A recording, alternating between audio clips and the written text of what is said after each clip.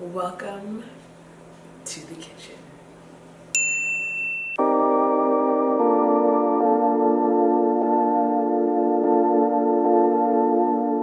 Hey guys, welcome back to my channel. Today I'm going to be showing you guys how I make an immune boosting smoothie.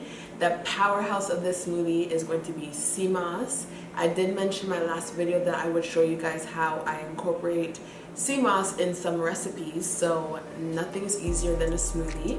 So this smoothie is going to consist of mango, turmeric, ginger, black pepper to activate the turmeric, and almond milk.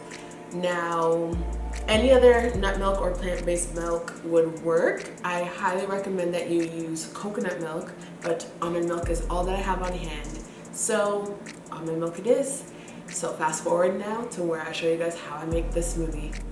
So I'm just gonna go over a few ingredients in today's smoothie. So for sea moss really helps to improve energy levels as well as your thyroid function, and it'll boost your immunity due to the minerals and nutrients like potassium iodide and vitamin C.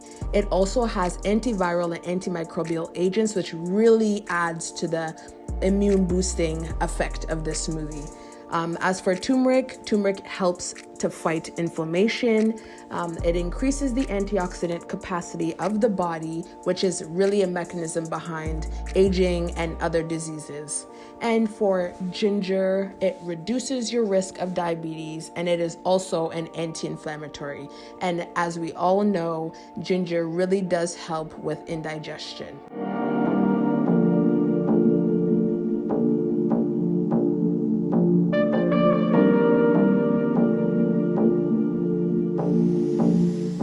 So there you guys have it, our immune boosting smoothie. It tastes really good. I put a lot of ginger because I personally like a lot of ginger, but you definitely can reduce the size of ginger that you use. And there we go. This is what it looks like.